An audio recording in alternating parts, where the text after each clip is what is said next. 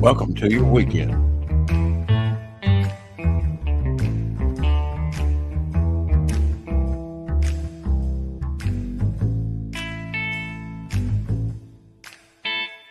And the 4 o'clock shadow.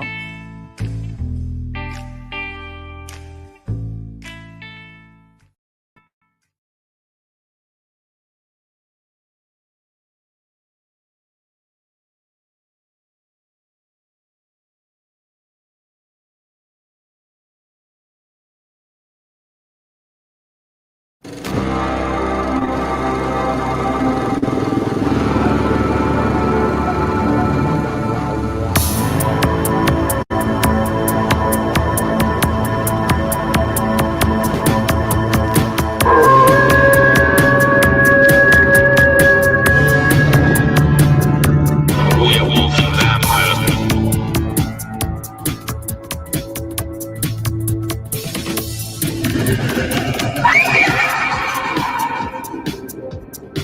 They live on flesh and subsist on blood.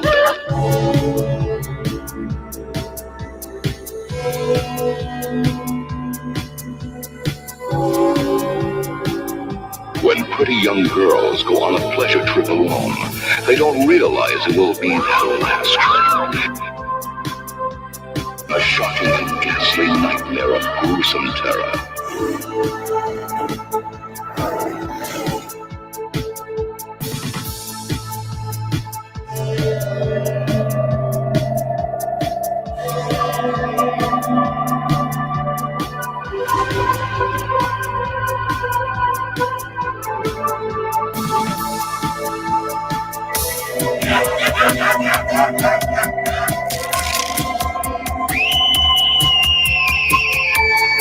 No one can escape the vampires, and no one can run from the werewolves.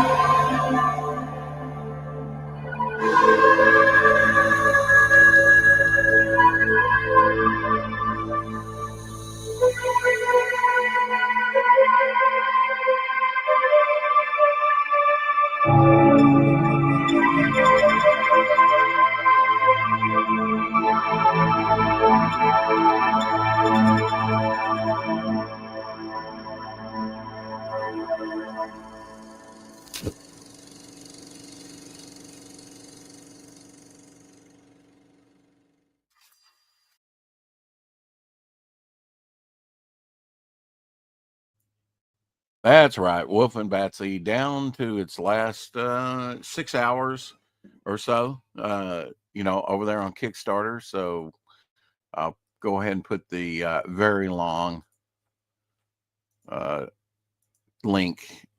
Kickstarter links are huge, or maybe I'm just grabbing the wrong thing, but that this will lead you to the campaign over on Kickstarter. Brian Ball in the house when it comes to werewolves and vampires.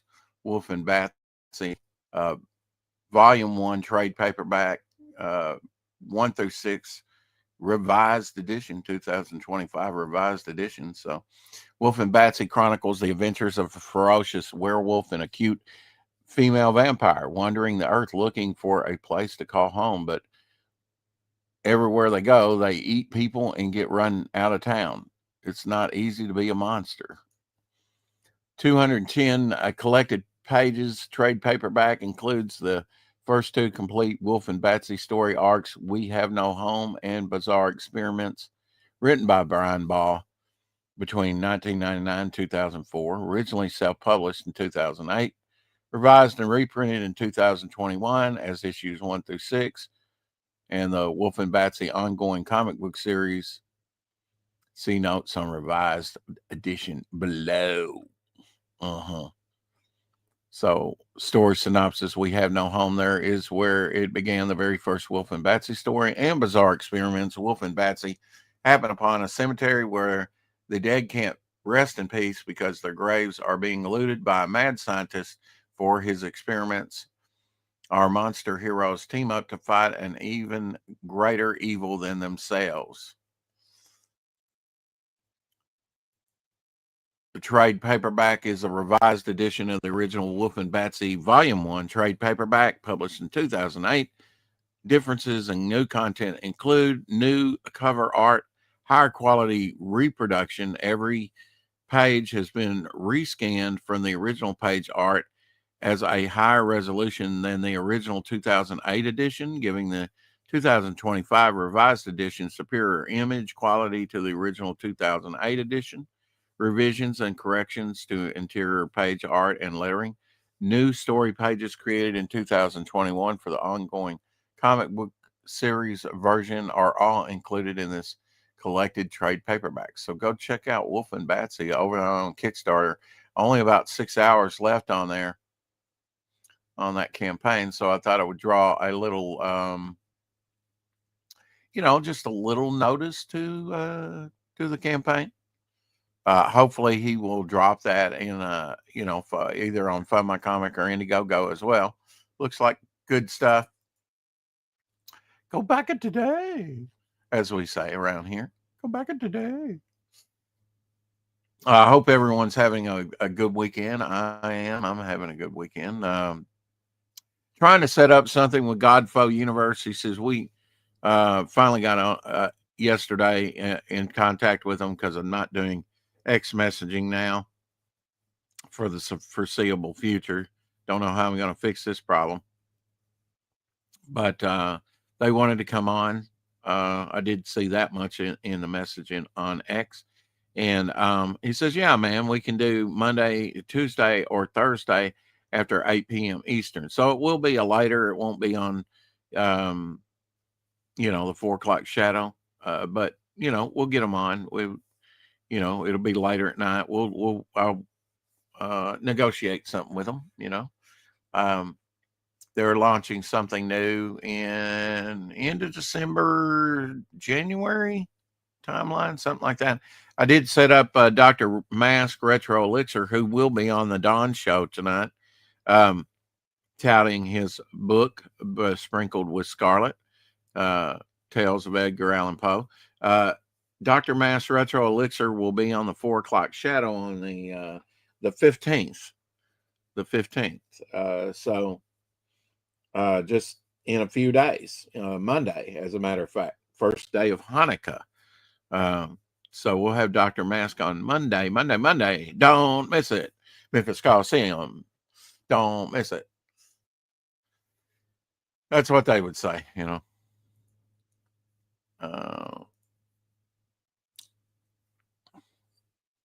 All right, let me share screen here. I'm getting Rex off of here. Nobody wants to see Rex anyway. There we go.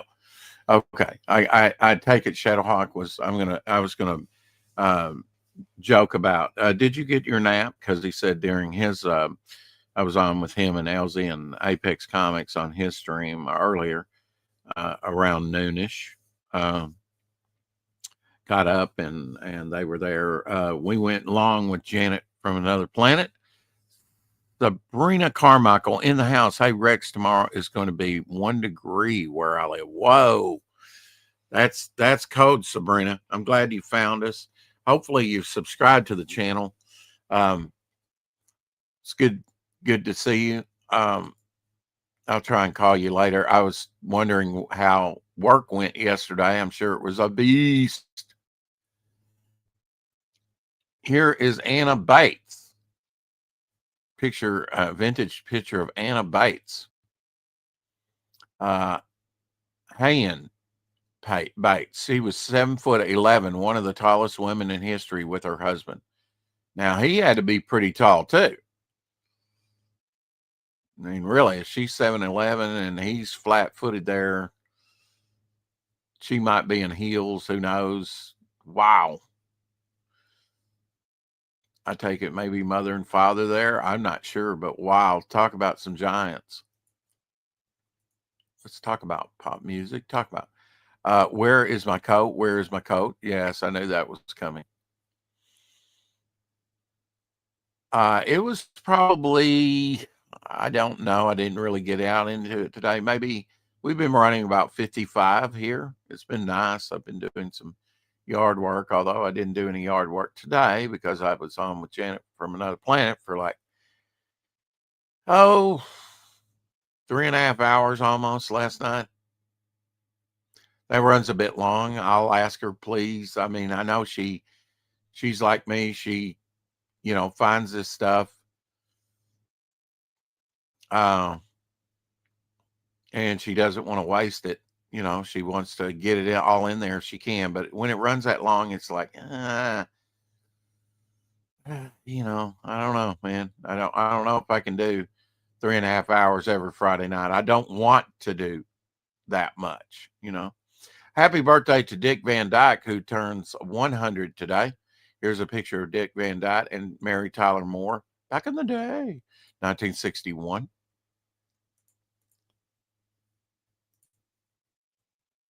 Love the Dick Van Dyke Show. That ran for 5 seasons. Would he trip over the ottoman or won't he? Where is my coat? Yes. Oh, where is my hairbrush? Oh, where, oh, where, oh, where, oh, where, oh, where, oh, where. Yeah, The Raven. Yeah, I should do a fan art piece for Dr. Mass Retro Elixir. Big Poe fan. This is kind of what I had in mind, of like images within the Raven or a crow, the sidekick character. I never did it. Welcome to the show, Shadowhawk. Did you get a good nap? Hello, testing. 1, 2. You hear me? Yes. Did you get a good nap? Yeah, not bad actually. I just got up about 15 minutes ago. That's good. Now we won't be so cranky. I But got you cranky for you, miss. Yeah, I got What's up, you old cute? What's up, you old cute? Yesterday, at least, let's see, 12? Yeah, yesterday, December 12th, 1941, The Wolfman, starring Lon Chaney Jr., premiered 84 years ago. Ooh, and we weren't there. 84 years? Really? 84 years old. Yes, sir. Uh-huh. That's fucking crazy. Mm-hmm. So that's another one of the movies I've been watching since I was just a little kid, man, and loving my whole life. That's fucking wild. I can't even remember. I'm probably like 7 or 8 when I first saw that. Mm-hmm. Carrie in the house saying, Rex, you was one with cranky pants on today. And How Dear in the house. Hey, How Dear and Sabrina Carmichael in the house, of course, wanting her coat because it's going to be. She says it's going to be 1 degree where she lives tomorrow. Dude, it's fucking cold here right now. We're at about 10 or 11. I hail Sabrina and I'm a very giving person. I'm a very giving person. You can keep it. Yeah, I'll give you my cold weather for a couple of days with your Miami sunshine. It was probably high of, I'm not really sure what the high was, but yesterday was high of 55 here. Quite nice. Jesus, you're spoiled. Fuck, 55. Well, it's been in the 20s. Yeah, well, some of us are smart enough to stay planted in the South where it's warm. Well, I wasn't born there. I stayed planted where I was born, like an idiot. Well, I was born. Well, yes, I was born here in Arkansas, but I was conceived out in California, apparently. So, right. So you downgraded, before you even got out of the womb. So don't chastise me, motherfucker. Well, I mean, I got evicted. I got evicted from the place anyway. Well, I mean, Everybody would like to stay in the womb, I think. It's the most comfortable bed you've ever A- had. Absolutely. Even with the, cocaine and heroin within my system, I guess. I don't know. I said, throw me a Yeah, rope, and then they cut it.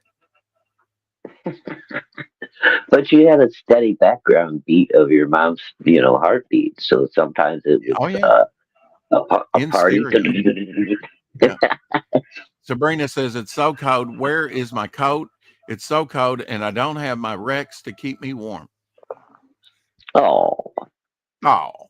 well, you better get over there and start loving up on Sabrina. Snuggle on up. Snuggling on up. Also yesterday, Mars Attacks was released 29 years ago. In 1996. Yeah. I love that movie. I still don't know how I missed out on that whole card set and everything back. What was that, the late 80s, early 90s when that came out? Oh, I missed it too. So, Yeah, I missed all that, dude. I don't Oh, even know how. hush. Hush, Carrie. She says it's better get some mayonnaise for me. Yeah. Helder says it was -9 last night. Ouch. I forget where So Helder's is that at. He's our got to be up there. -9, or is that like British not -9? No, he said -9 Fahrenheit, so that's our -9. That's freaking cold. Yeah, that is cold. Yep. So I don't know what Sabrina's complaining about being -1. He was -9. That's right. Can't. We got a competition. Who's got the bigger frozen penis? Well, it wouldn't be Sabrina, I don't think. Well, it's kind of like we're in a dick measuring contest here with the weather. That's what I'm saying. What, is Homer here? Oh my god, dude.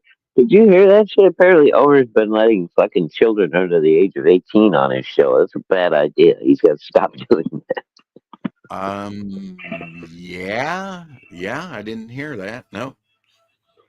Oh, Carrie and somebody else in the chat earlier at the high noon was telling me, like, yeah, Homer had like a 10-year-old that came on, was doing some drawings and stuff, and then there was like a 17-year-old that came on. Wow. And Okay.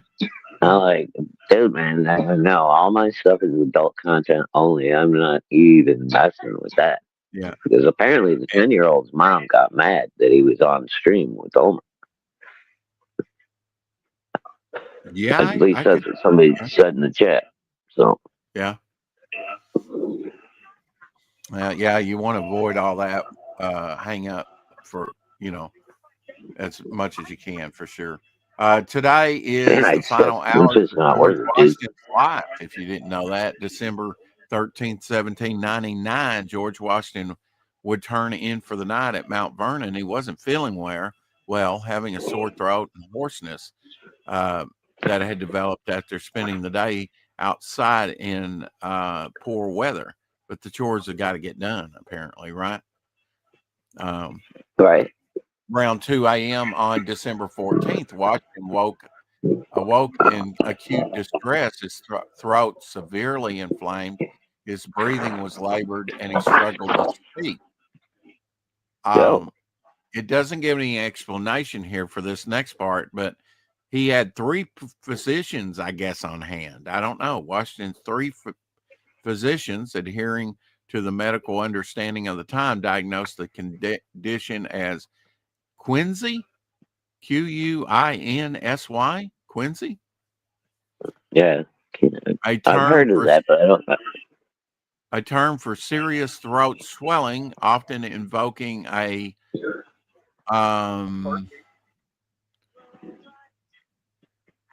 paratonsillar, back of your throat, I guess, abscess. Okay. They prescribed a gargle of vinegar and sage tea, but in attempting to use the gargle, he almost suffocated. Oh, Jesus.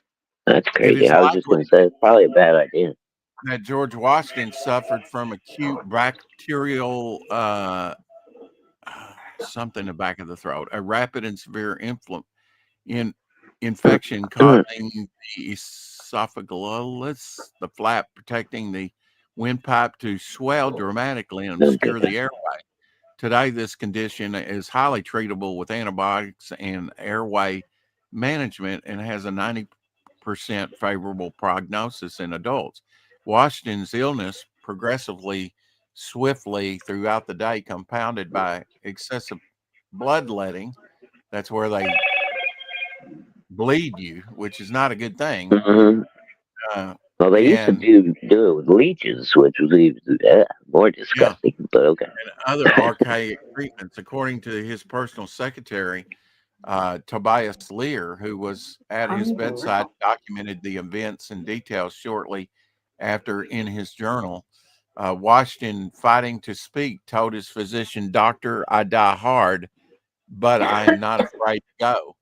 Later in the evening, Washington would give instructions about his burial to Lear. I am just going. Have me decently buried, and do not let my body put into the vault in less than 3 days after I'm dead. Lear bowed in assent, unable to speak himself. Washington then asked, "Do you understand me?" To which Lear replied, "Yes." Washington responded stoically and peacefully, "'Tis well."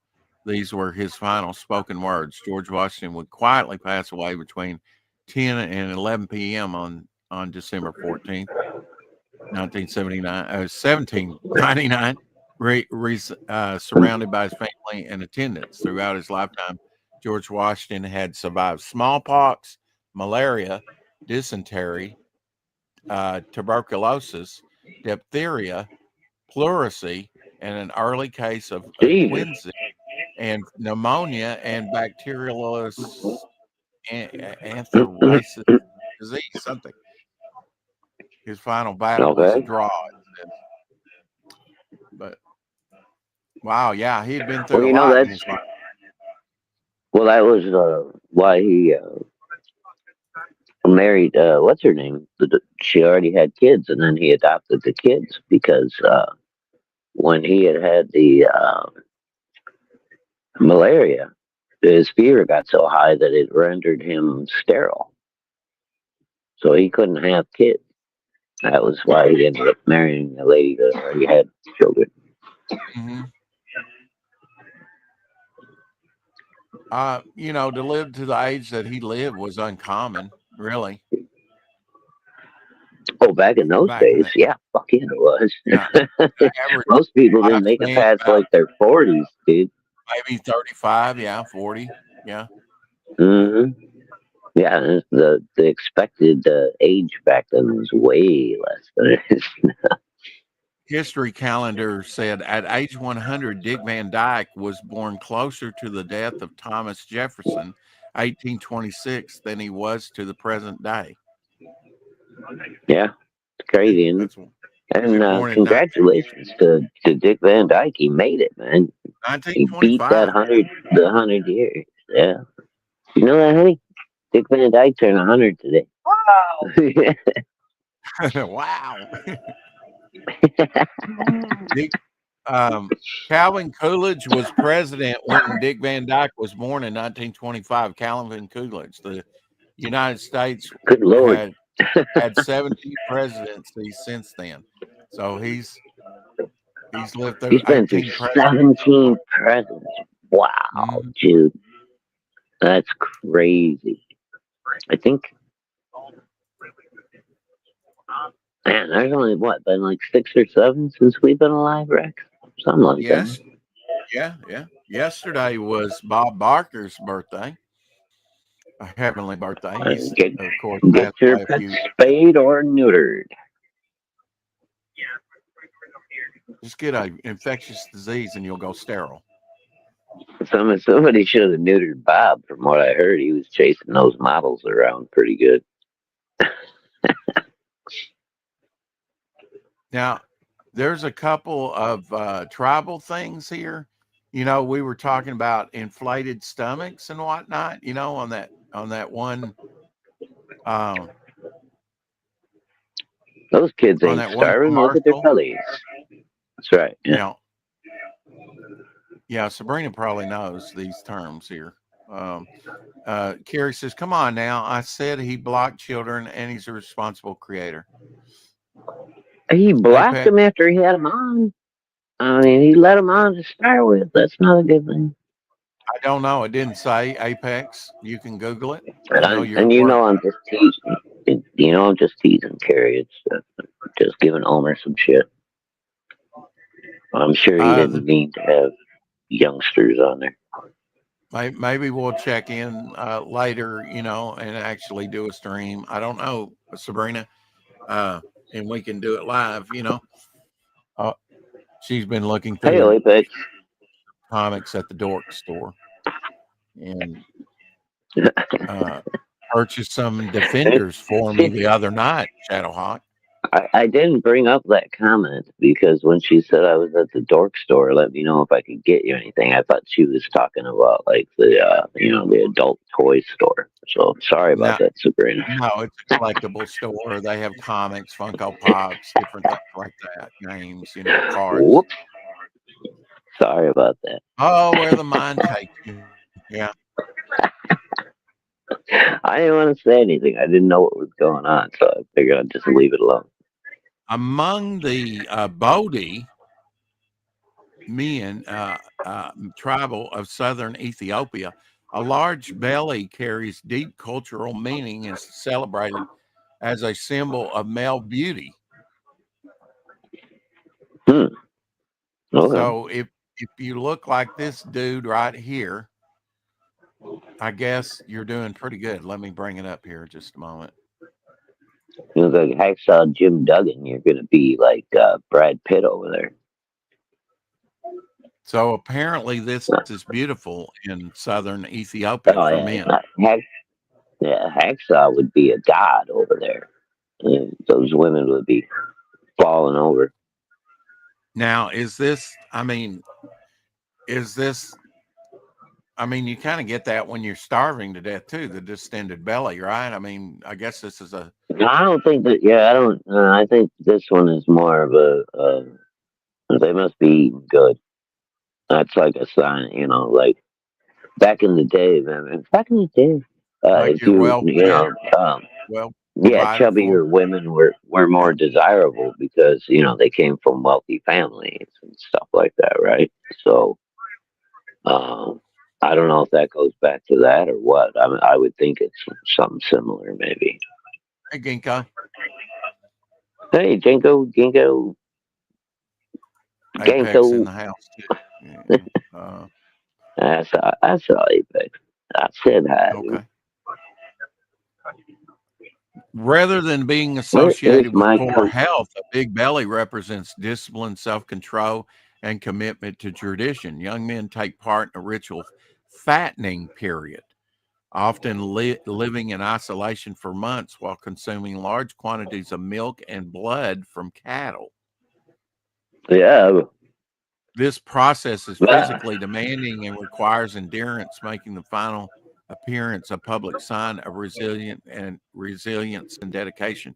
During the community celebrations, men with the largest bellies are admired, honored, and sometimes chosen for leadership roles as their bodies reflect cultural values tied to wealth, cattle ownership, and respect. Wow.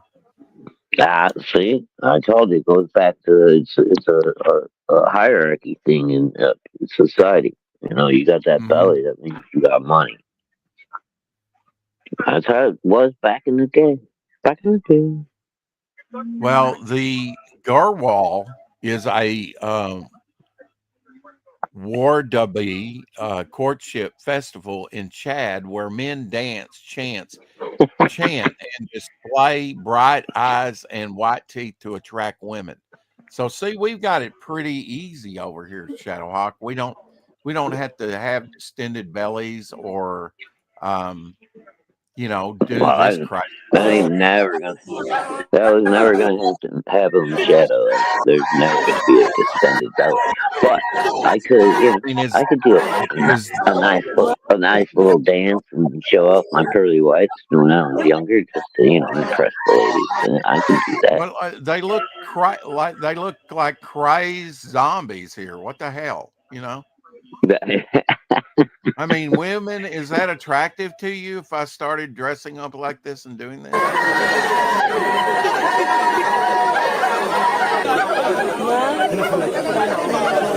I would just like to know. Yeah, okay. It does look Whatever. like you're trying to hold back a horde of zombies a little bit. That's kind of weird. It's just a little weird. Yeah. Yeah. Hey, ladies, we want to eat you.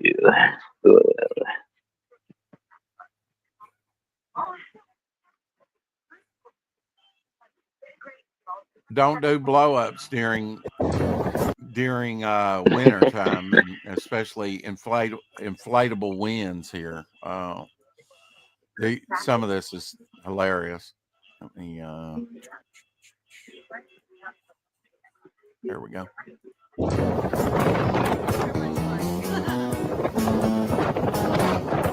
Oh no! Oh, Looks like the. I don't even want to know what's happening here. I don't even want to know. It's the attack of the killer inflatables. Let me in! I want cookie. Oh shit! SpongeBob durable. What is that? That's not SpongeBob. That's one of those mini me little things. Yeah, the thingies, the fiendish thingies. Wow! Oh, poor guy. Oh, geez. Snowplow just took him out. Look at that snowman. They're all trying to push that house over. Holy shit. Oh, just scratch my Oh, no. buttocks. What the heck?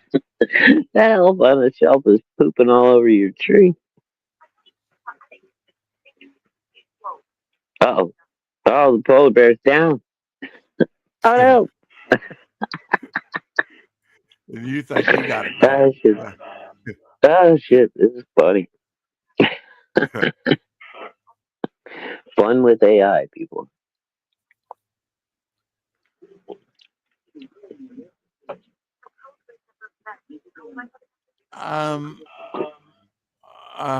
Okay. Pale Really? Rider, After all that, it was AI? Come on, man. Of course, dude, come on. Those snowplows were not even real. They were little toy fucking trucks going by. Did you not see that? Put it back. Oh my god! I know that I would say that a lot about stupid shit, but that was definitely AI or Photoshop or something. That was not real. Good lord, Okay. right? All right. AI, huh? I swear to God, you fell out of the fucking cucumber truck last night, dude. Okay. All right. Well, we'll take another look. You say this is AI. Okay. Let's try it again. Let's see. I think it's AI. This one looks possibly like it could be real. But look at the way it's framed and everything. Now watch when the little snowplow comes by. It's completely a little toy truck animated to come by. Now that one's real. Yeah, that one is real. Keep going. The next two, the one that takes the little elf out, and then the one that comes by this going the looks other real way. to me. That looks real to me. That's fake. Now that's fake as fuck. And the one that comes by over here and sprays the big ass spray of snow up on that. Look at that shit. Come on, man. I don't know.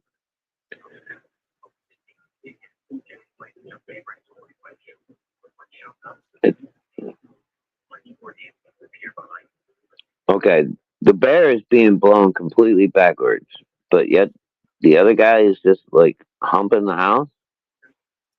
And the one in the green coat is not being blown forwards over onto his face while the bear is complete. That doesn't make any sense.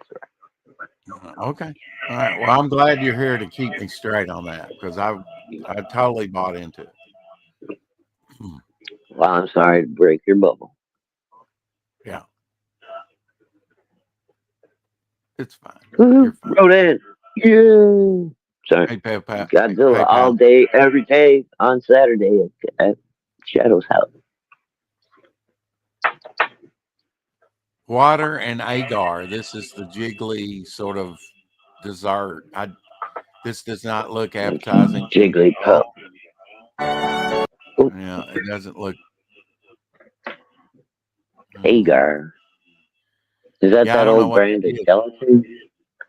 I think it's a brand of like gelatin. It almost looks like aloe vera. Real thick. Mucusy. Yeah, it's some kind of jelly. Yeah. I forget what that shit's made out of. No, that doesn't look appetizing to me. Seaweed or something, I think it's made out of. I'm trying to remember. Soy sauce? It's like really?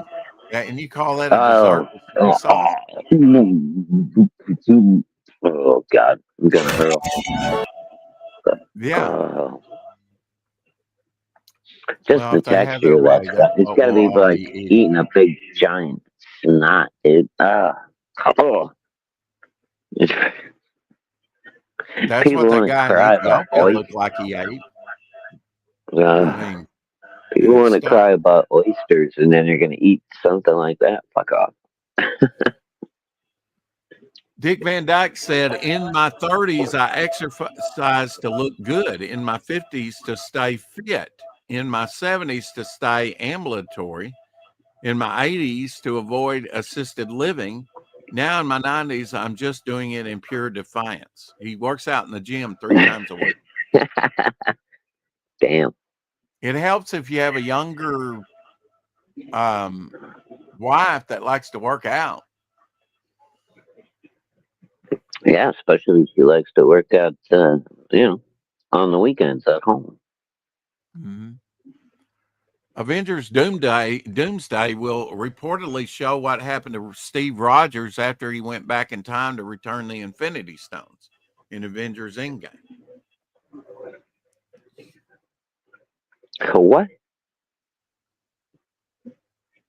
Avengers Doomsday will reportedly show what happened to Steve Rogers after he went back in time to return the Infinity Stones. Remember, he showed back up in his 70s, old, or 70s or 80s. Yeah.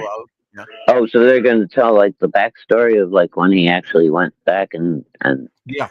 Mm-hmm. Well, see, that's the other thing I don't know. How is he able to carry and contain all of the Infinity Stones so that he could take them back to where they were supposed to be or whatever without fucking being goddamn eaten up and destroyed by the power? Because they weren't put into the gauntlet? Is that it's got to be like put into the gauntlet before they activate? How does that work? There's actually a theorem behind that. Okay, because I don't know. That's why I'm asking. Yeah. Well, we got to get your lizard representation out of the way. Here's a artistic rendition. Well, here, I'll just show you my TV. Oh, crap. That ain't my TV. Oh. That's me sitting here breathing. I got my little Scully on. Scully? What's a Scully?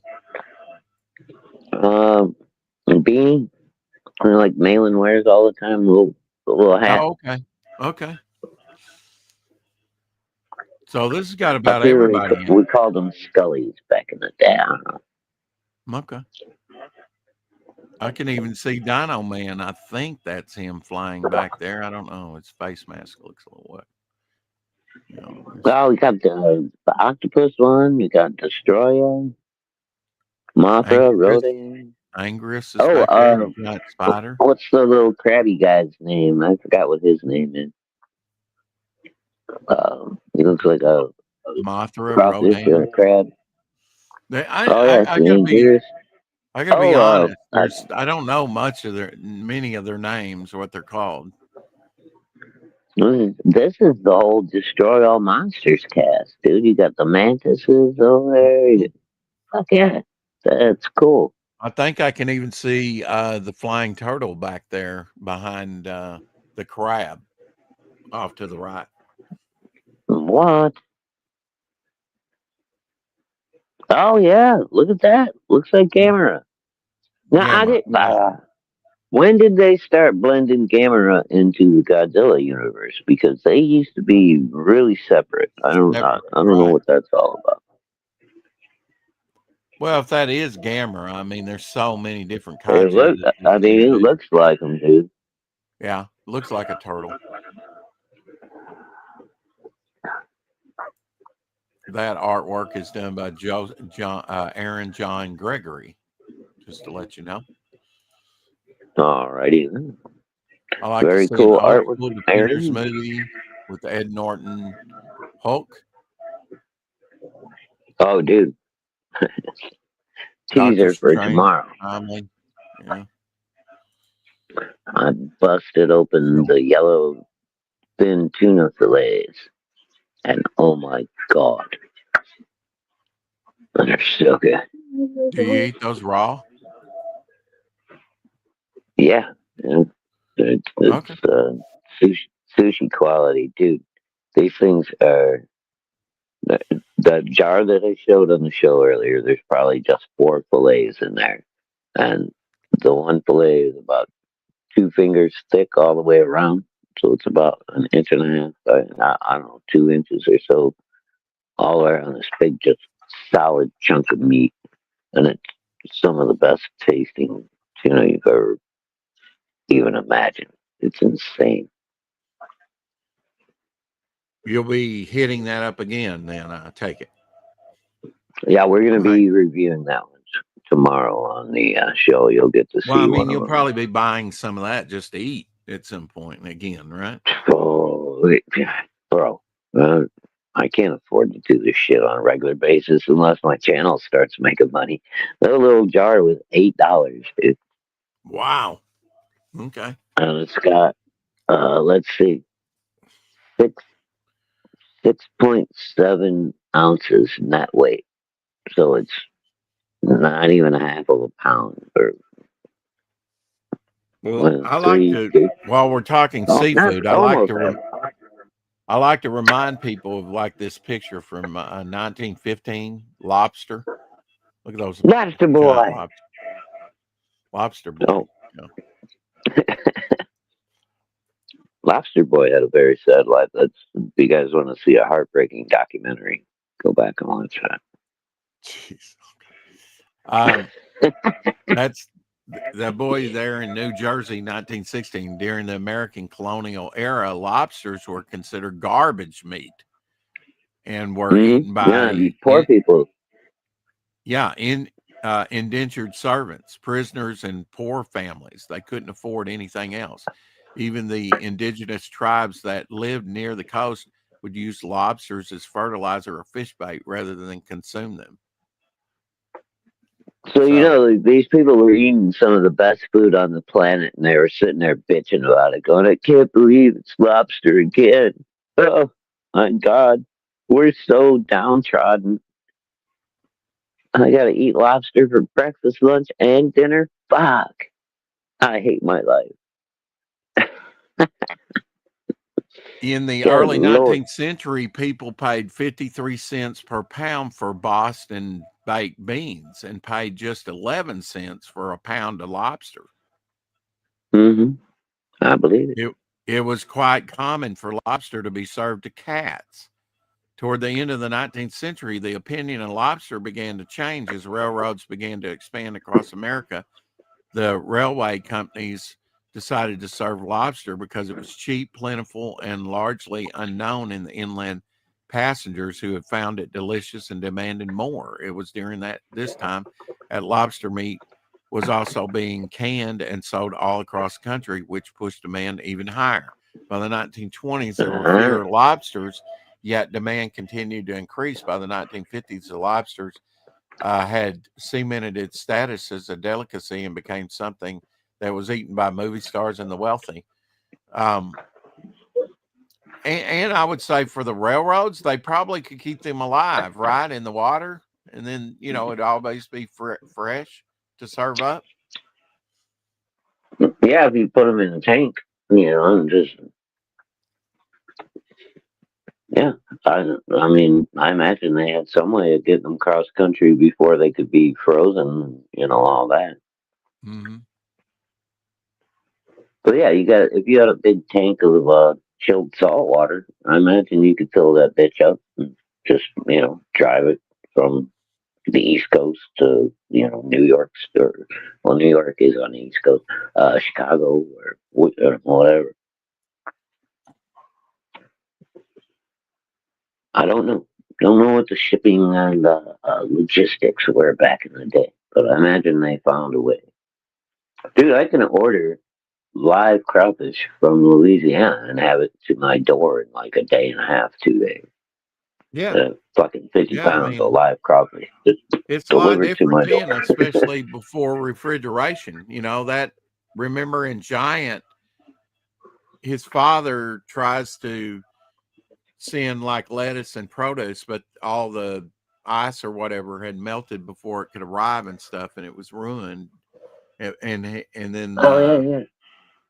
Mm-hmm. that was early refrigeration and stuff. That Well, Giant dude, I movie remember back in the day, my grandma had a refrigerator when I was a little kid. Before she got like an actual refrigerator. called an ice box. Yeah, she still had an Iceman, an Eggman, and a Milkman that came to the house. And the one dude would deliver ice for the freezer every week. The other guy delivered milk. And the other guy came and brought eggs every fucking week. And my grandma, being grandma, they all got to come in, have a snack, have a shot. And you can't tell grandma no because she's going to be offended. I'm glad we She always talked had a about bottle of you Crown and I Royal were sitting there. trying to figure out which one the Star Trek you were thinking it was the one with the whales, and I was like, no, it's the one with Christopher Plummer as the Klingon Right. in Undiscovered Country. Yes, today would have been his birthday, I believe, Christopher Plummer, and here's a picture of him. I thought you were going to tell me we finally figured out which movie it was. Fuck.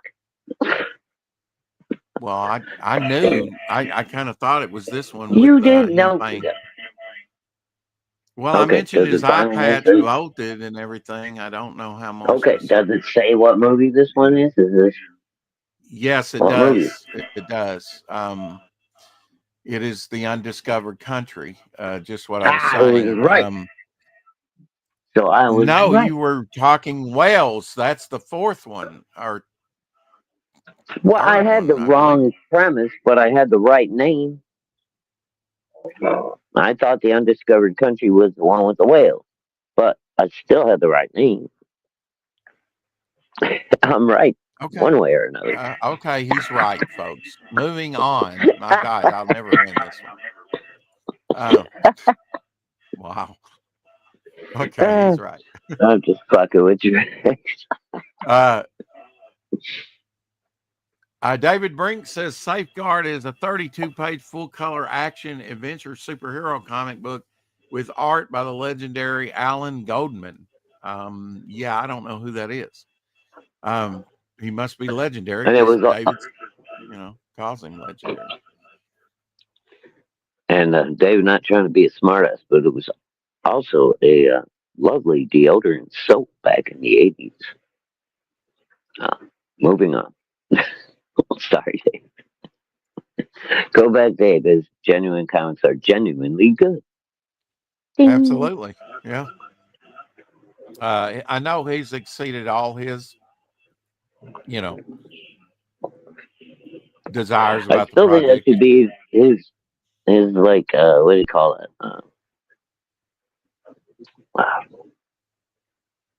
Like you got the little, the buzzword or whatever they call it.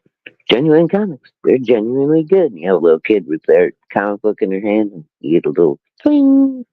You know how they're higher off the seeing what, Chief? I just wish when they would promote that they would, put the link to the, they say over at Fund My Comic, but why don't you make it easy on people? Just click on the link, or like people like me that want to promote it to just click on it, bring it up easy.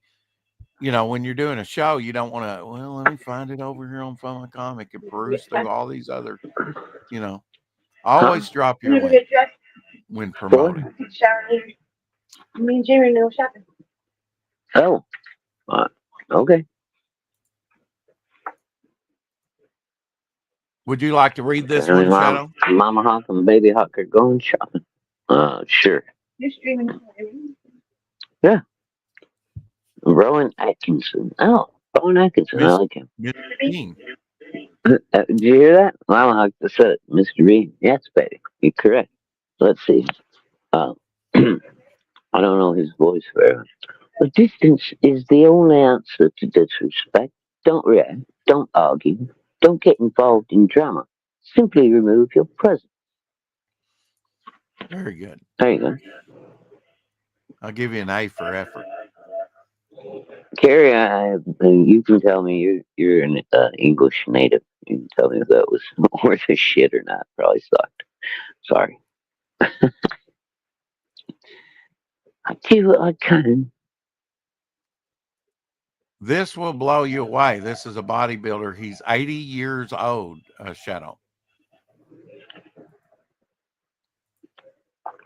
80 years old. Why do I want to look at a naked 80-year-old man?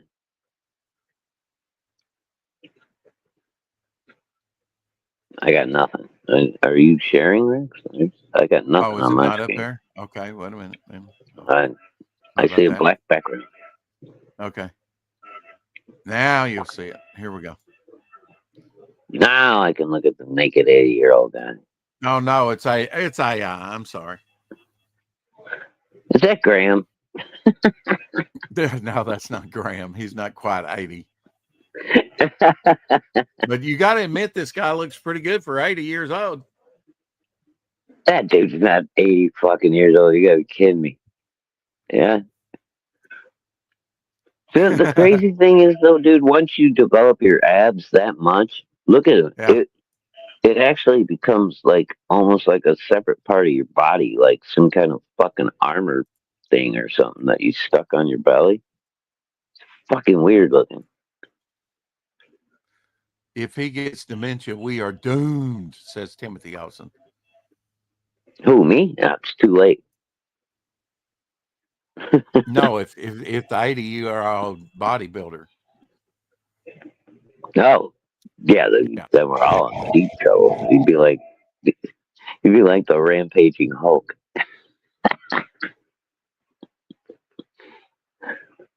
Just look at the scale of this turtle. Look how huge that turtle is compared to the guy. That's a big old turtle. Sea turtle. Wow. No, I thought that was like a local creek. Like, of course it's a sea turtle. That's huge.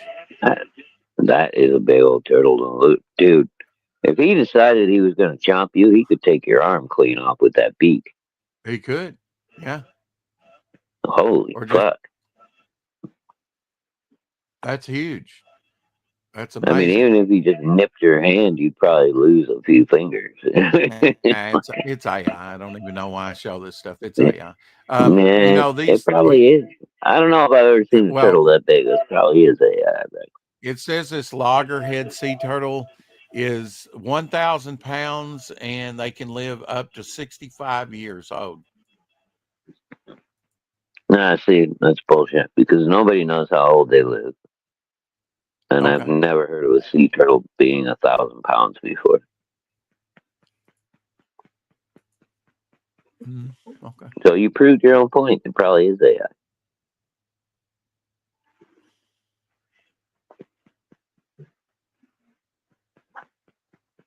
Now he's gonna have a tantrum. No, I got nothing after that. No.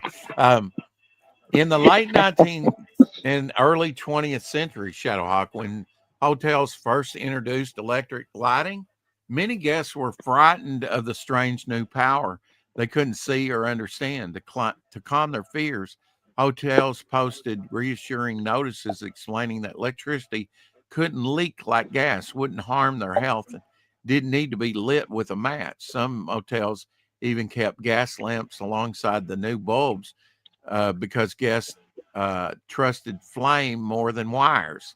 These signs helped to bridge the uneasy transition from familiar gas firelight to the modern world of electricity. That's pretty wild. And honestly, electricity is a strange fucking bitch, man. It does some weird things sometimes. Even though we think we understand it very well and we use it to our Hmm. best advantage. Uh, every now and again, you get that electricity doing some weird ass shit that nobody can explain.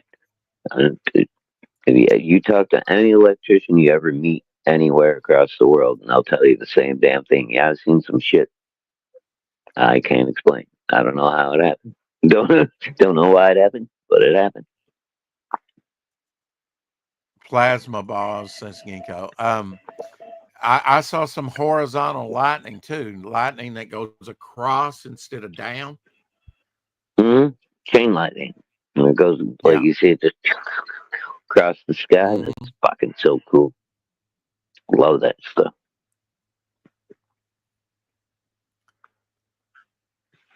The literal horror movie fish that can breathe air, walk on land, and survive without water for days is inching toward mainland Australia, and it might be unstoppable. The climbing perch, Snakeheads? a, a southeastern Asian native, can survive about a week out of water by gulping air through a specialized labyrinth organ in its gills. It walks on land Mm-hmm. using stiff pectoral fins and its gill covers, hauling itself dozens of meters in search of new ponds or rivers. First spotted in Australia's Torres Strait in 2005, it's since colonized different islands around there. Eradicated attempts have failed. Worse, it thrives in fresh, brackish, and even mildly salted water. So it's, if it's water, it can do it all. Australian already battles cane toads and carp. These walking, air breathing, throat choking invaders could be next, it says. Mm. Yeah, well, we got snakeheads here in the U.S., dude. They're basically like kind of the same thing. Um, they can walk on their fins from one body of water to another. They can live for like 3 or 4 days without any water. Fucking crazy. And they're voracious. They eat everything else. They eat all the bass. They eat the fucking bluegill. They eat the crappies. You get one in a pond, and you're gonna be fishing for nothing but snakeheads for the rest of your life. I think that's, don't we have some catfish that does that too? Walk out on its fins? And yeah, but they're not like voracious predators like these other ones are. Right, right. And Yeah. mud skippers, yeah, the ninja gecko, Jenko, mud skippers. They're the same kind of thing. They can live out of water and so, but these are like voracious predators, dude. They're horrible. And like when they get big, I mean, they'll bite people and shit. They'll come. You got your feet hanging off a dock or something in the lake. They'll come up and bite one of your toes off. This is wild Shadowhawk, old from soft sandstone when it was really soft, man. You know, about 1,000 It's AD or muddy, so. Put the mud handprints in skippers, there in the mud. rock when it was really soft. Yeah. I don't Do know what you what's gotta happening. think. Oh, okay, not at Uh, all. AI. Okay. No, do you What? think that if the rock was that soft and you put your handprint into it, that maybe it might, as it cooled, keep expanding and stretch and be exaggerated, possibly. Like if you put a handprint in the snow and as it Right. fucking melts. I don't Yeah. know if that's what happened, but I know it's I'm just soft and then saying. it becomes hard, right? Well, I mean, okay. You think there's a hand out there that big? I mean, there might have been, No, but no, I'm not saying that it was this big, that it's, probably somebody messing around, whatever. I mean, yeah, it could expand like that, or I'm not talking about how big it is. I mean, that's actually, you could tell that's an oh god, exaggerated, yeah. I thought you were saying that's supposed to be like proof of like some kind of giant human or something from back in the day. No, I was awed that something like this exists. I mean, it's cool. I just A little handprint from the past. well, it's not a little. That's what I'm saying. Right. Well, It you doesn't could seem to go be a deep. little Put handprint. your hand in there deep and, be messing around with the salt, oh, look what I've discovered. I've never seen this before. And it becomes Mm-hmm. exaggerated over time, like you say. Right. Yeah. Yeah. Still a very Here cool is a sight. mansion in I don't know. Here is a mansion in Belgium. And yeah, it does look like the Adams family house. Look at that.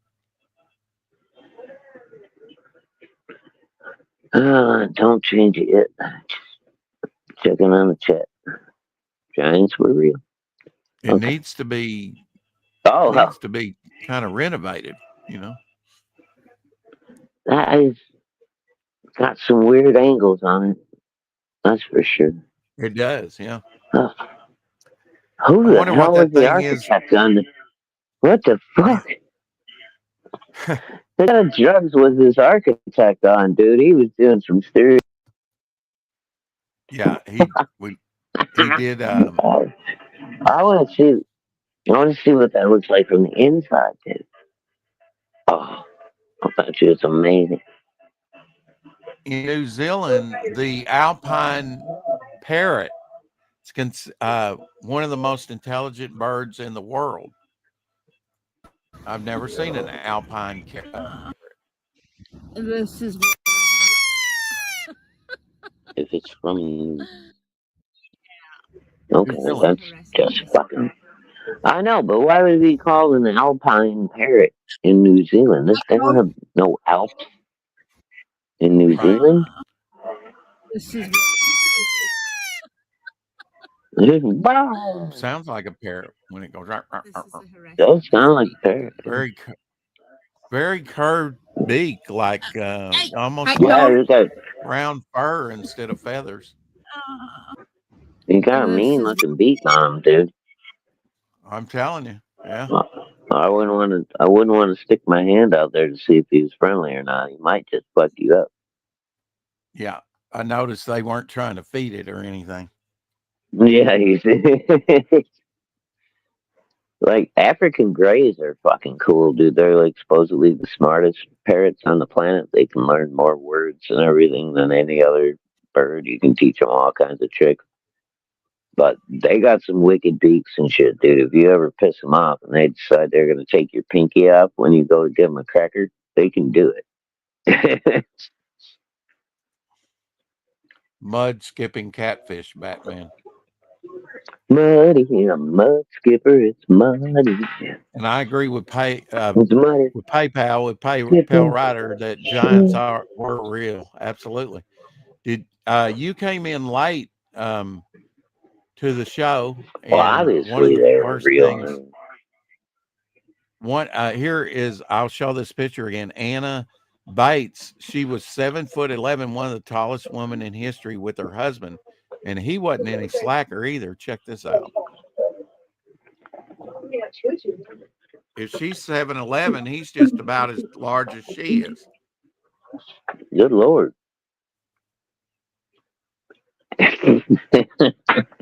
Anna Bates, the hand job queen of Missouri City.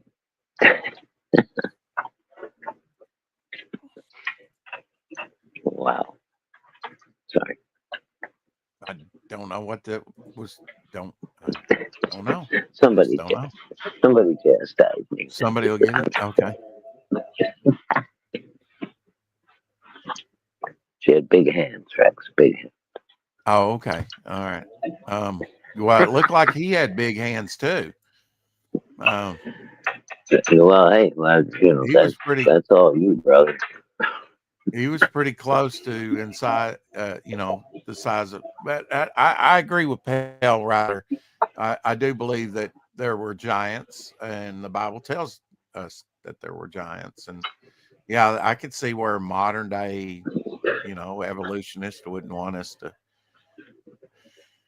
discover that. Anyway, Godzilla versus Mothra, 33 years ago yesterday. Three-way battle between Mothra, Batra, and Godzilla in 1992. I remember that one. I imagine you probably remember most of them. I just recently watched them. Just watched Destroy All Monsters a few minutes ago, and now I'm watching. I'm not sure what's his name. So, what was Batra's thing? I'm not sure I've seen this one. Batra was the bad guy in that movie. It was basically like a bad version of Mothra. Yeah. I forget what his motivations were and what he was after or whatever, but for whatever reason he pissed off Godzilla, and then he was pretty powerful because he could fly and shit, and Godzilla's, land based. So Mothra had to come and help Godzilla out. I don't know. I think that might have been the first time. Was that the Mothra movie? Yeah, it might have been. I can't remember. There's been 38 of these fucking movies. I get a little confused sometimes. Yeah, we learned that today. Somebody Googled that, didn't they? How many Godzilla movies there were? Yeah, Bone just did earlier. All in this chat. I think it was Bone. Avengers number 12, the third series that George Perez headed up. Check out this. We will be talking about George Perez on the 26th on Feature Friday. More of the characters, the better. He loved it. But this Friday, we'll be talking Dave Stevens. And Monday, we have on Dr. Mask, Retro Elixir, Shadowhawk. So here in a couple of days, we'll have Dr. Mask on. It's Mark, right? Yeah, I think it's Mark. Mark, yes. And I'm getting better with names. I've been really trying. Fucking I suck. I'm sorry, people. It takes me a couple times of meeting you to really lock in on who you are. Chad, I'm good with. I wonder if Miss Carmichael enjoyed being on the mic stand. She was on the mic stand with Mike, and I will be on the mic stand the 21st, first day of winter. Although nobody told the weatherman. Really? It's not even winter yet. Sure feels like it though, huh? Yeah. Mr. 55 degrees outside. Sure feels like winter. Shut up. Mm-hmm. You pussy. It's like fucking 12 degrees over here. Dr. Retro Elixir dropped this one. 1953 Famous Funnies, number 209, made by Eastern Color Art by Frank Frazetta, featuring Buck Rogers. Unfortunately, no Buck Rogers story in that particular issue, though. So that's kind of weird, huh? That he's featured on the cover, but they didn't get a story in that issue. I wonder, I mean, that might make it more desirable, it's kind of unique, right? Because you got Buck Rogers on the cover, but there's no story on the inside. Right, and it's done by Frank Frazetta. Well, I mean, that's going to make it desirable anyway, because Frazetta is freaking... Dude, did you see that painting that we showed the other day? The girl with the two Black Panthers sold at auction for $1.75 million for the original painting. Interesting. No, I had not seen that. You know the one I'm talking about? There's Rosetta, and it's got the. She looks like Oh yeah. Mm-hmm. Island girl with a dagger, and she's got the two Black Panthers, one on either side of her. Yeah, Right. 1.75 mil, dude. That sold for at auction the other day. Well, I mean, yeah, to you and me, that's a lot of money, but for a one-of-a-kind piece of artwork, it seems kind of low for Rosetta, but it kind of shows you where the market for Rosettas are. Really? You think that's low for that? All right. I don't know, I dude. I mean, don't keep one of the track best like of all those. time, right? Well, I understand that, but it's still the goddamn near $2 million for one fucking piece of art. Yeah, I'd say that's a pretty good fucking price. I don't know. I'm not a fine art guy. I don't fucking know. Right. I mean, I guess shit goes for like 10, 12, $15 million on some things. I really don't know. I don't dip my toes into that pool. I just saw 1.75 on a Frank Rosetta. I was like, good lord, that's awesome. Yeah. You know, it was Vampira's birthday a couple days ago. Vampira? Birthday. Vampira, yeah. I didn't know if you were trying to say Vampirella, but then I saw the picture. So I don't think I've ever seen her without her makeup off. Yeah, another kind of like Elvira. Elvira was a redhead without the makeup. Right. Looks like she's either a redhead or a blonde, dirty blonde. She's from Finland. She's American Finnish. Then she's probably more to the blonde side then. Yeah, probably. Yeah. This is a black Galapagos tortoise. How dare you? Got your Galapagos right here. I got you Galapagos right here. Yeah. He certainly is El Negro. Oh my. Beautiful though. Wow. Gonna have to leave on that one, folks. No. He's pretty. He's pretty. And guess what? Like, he is pretty. Oh. Yeah. He will outlive you by generations. That's probably a good thing. Well, dude, like with macaws and like those African gray parrots that I was talking about, like a responsible bird breeder will tell you, depending on your age and when you buy them, that you need to make arrangements, like for after you're dead, because you buy a young bird and you're in your 50s, and this fucking thing is gonna outlive you. Easily outlive you if you take care of it right. Tutankhamun made arrangements for his burial. He had his casket in 3 other caskets, almost like a Russian nest doll.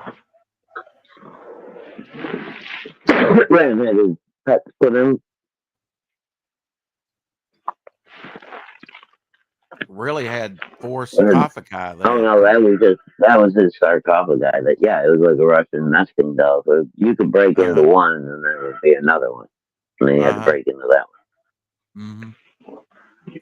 Yeah, apparently they were very worried about people like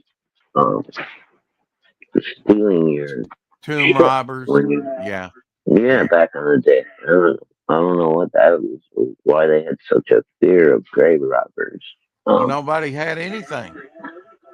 If I guess you know that there's like a whole fucking treasure buried up underneath this.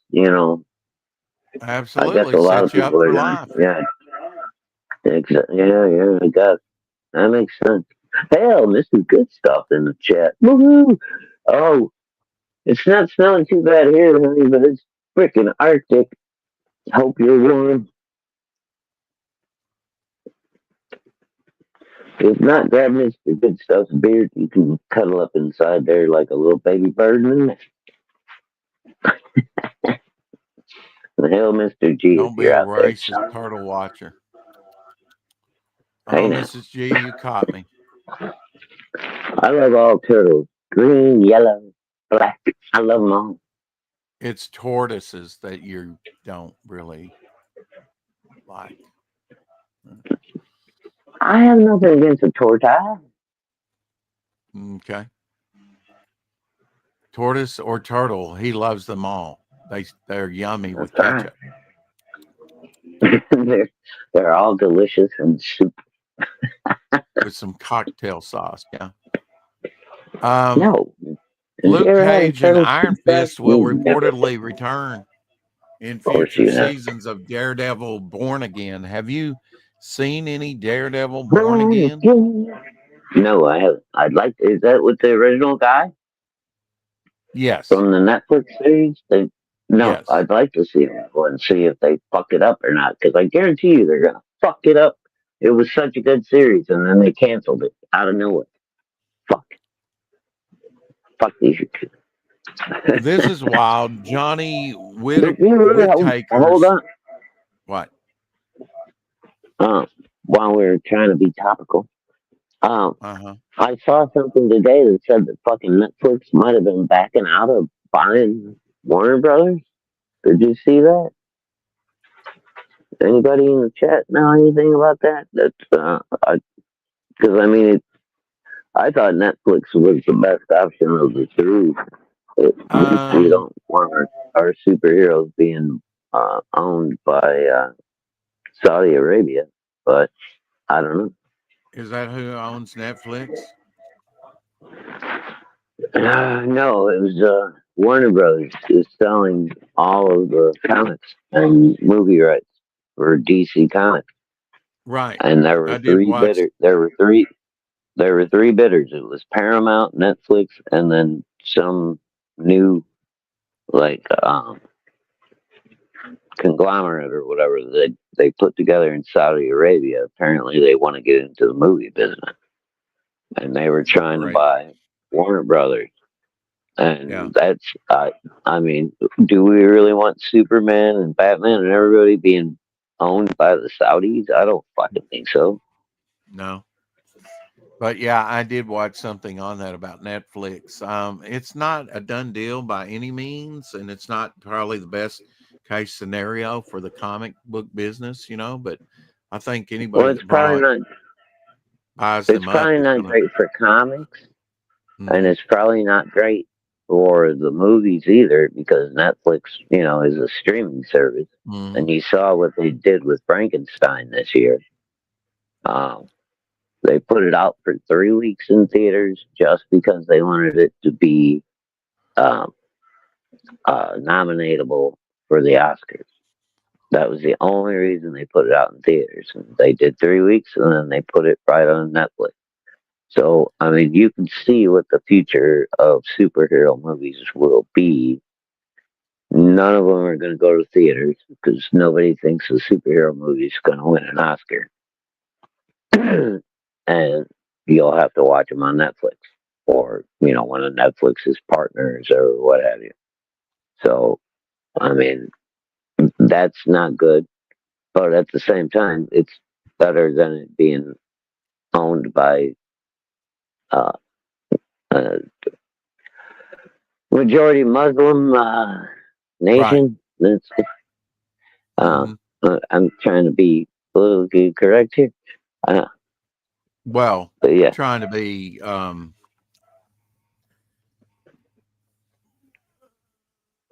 yeah, okay.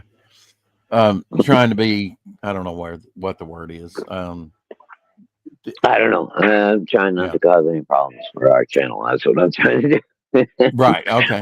While still making a point without saying anything too provocative. You know what? Right. It's I'm walking a tightrope here. Well, let me push you off the ledge. Johnny Whitaker's birthday would have been today. This is pretty wild. He was in a family affair from Johnny 1966 Whitaker. to 71. Is that the little redheaded kid? Yes, indeed it is. Yeah, redheaded. Oh, yeah. Right there. Yep. Yeah, he was in a few Disney movies and stuff back in the He day, was too. in Gunsmoke, too. Oh, Just to shit, let you know. everybody drink. He said Gunsmoke. Woohoo. Yeah. Hold on. Did you hear that? Oh, He was also in alrighty. Sigmund the Sea Monster. I remember watching him in that. I always had a Oh, big. shit, that's right. Yeah. I forgot had a- about Sigmund and the Sea Monster. Mhm. Have one big head of hair there. And also the actress Kathy Garver, who played with him, she's 80 years. Well, he's 66 years old. Johnny is. And she's 80 years old. The one that played Sissy on the Really? Family Affair. Wow. So both of them had the same birthday. Wow, she turned out to be a cutie. Mm-hmm. Mr. French, I love. Oh wait, no, Mr. no, because Buffy died. I was thinking you were talking about Buffy. No, Sissy was already cute. Yeah, But Buffy Sissy was the little oldest one. daughter. Yeah. Yeah, Buffy died. There was some kind of like controversy or something about that. That's pretty wild, though, isn't it? That they both had the same birthday. Yeah, I guess. And you're right. The girl that played Buffy had the Mrs. Beasley doll. She died fairly early, didn't she? Yeah, I forget what happened. There was like some kind of weird shit. Hey, Eric. I don't know exactly what happened there, but I just remember there was some kind of like weird Hollywood controversy about it. Yeah, well, a lot of those childhood actors don't really.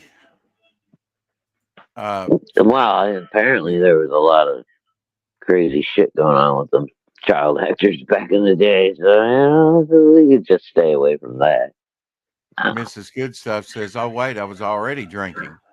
Better go again." Better go again. Now there you go, Mrs. G. Mm-hmm. I agree. Here's another one, just for general principle.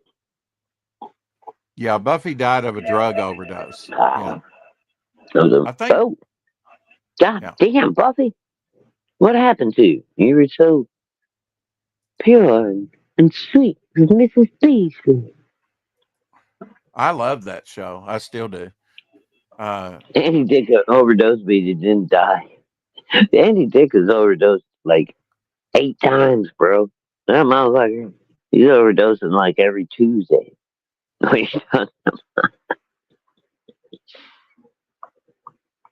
Andy Dick is like fucking Keith Richards from the Rolling Stones. He's indestructible. Keith Richards was like 67 years old. He's climbing a palm tree in Hawaii for no reason other than he's stoned out of his fucking tiny mind. Falls out, lands on his head, breaks his neck, doesn't die. 67 years old. Come on. Hey, Eric. How you doing, buddy? Sorry if I didn't say hi. Yeah. My luck, I'll be like Keith Richards. I'll be indestructible no matter how bad my body falls apart. I just won't die.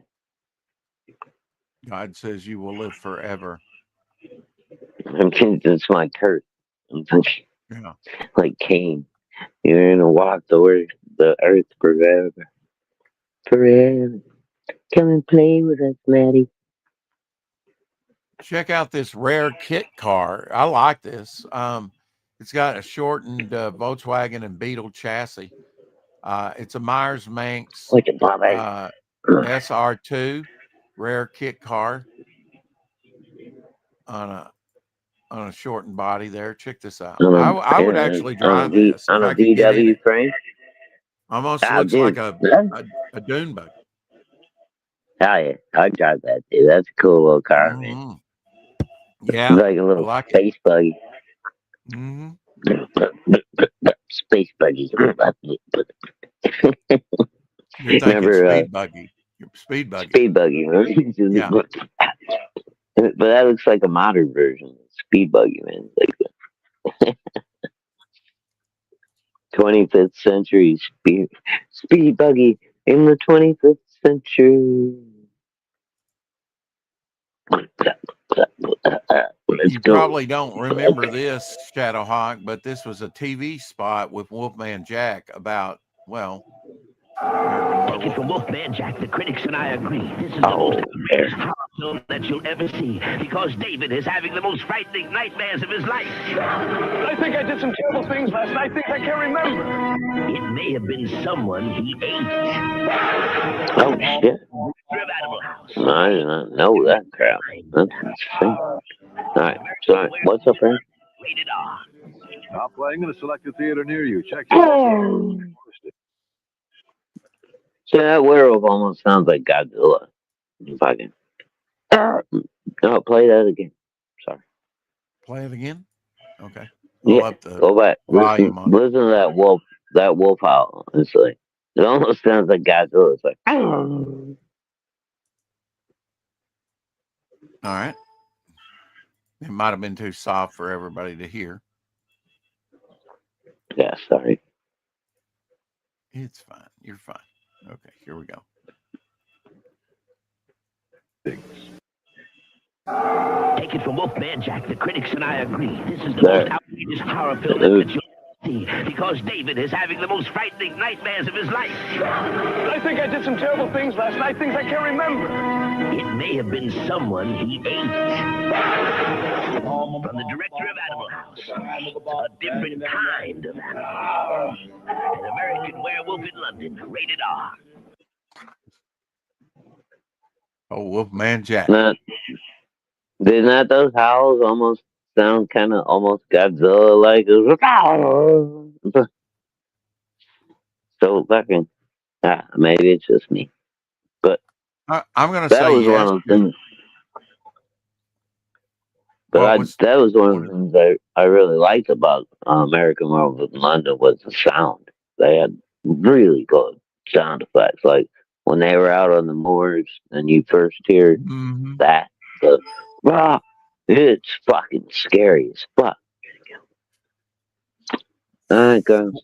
Girls are going Christmas shopping. Tally ho! Buy something for Dad.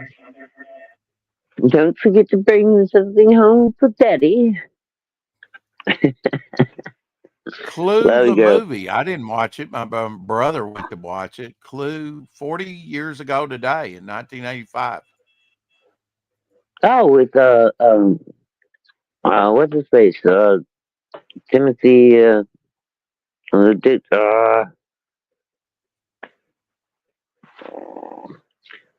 he was fucking Pennywise, and he was in the old Oh, Timothy Curry. Tim Curry. Yeah. Yeah. Oh, that's a good movie, man. I like that. There was like 3 different endings. That was back in the day. That was brand new. Nobody had ever done that before. What had 3 endings? Clue? The movie Clue. Oh, they did. When it Wow. came, when it came out, like not in the theaters, I don't think, but when they put it out on DVD and shit, they had filmed like 3 different endings or whatever. And it might have even been VHS still. I don't remember. But yeah, they put it out, and it was like you could buy the 3-pack or the special edition, whatever the fuck it was. But it had all 3 different endings on it. So like the last 20 minutes of the movie, because like the game Clue, it's Mr. Mustard in the library with a pipe wrench or whatever.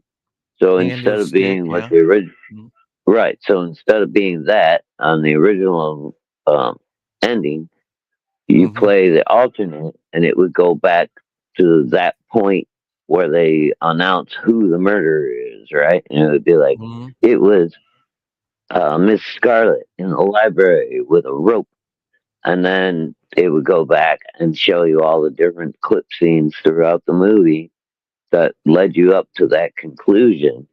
And like, so there was like three different possible endings that were all woven in through the story, all through the script and everything, and they all made sense. But you wouldn't even know that. I mean, like if you just watched the theatrical release, you were like perfectly happy with the way it ended. And then when they put it out on the video, it was like, well, there's two more different endings, and they were just as good. You know, it was fucking crazy.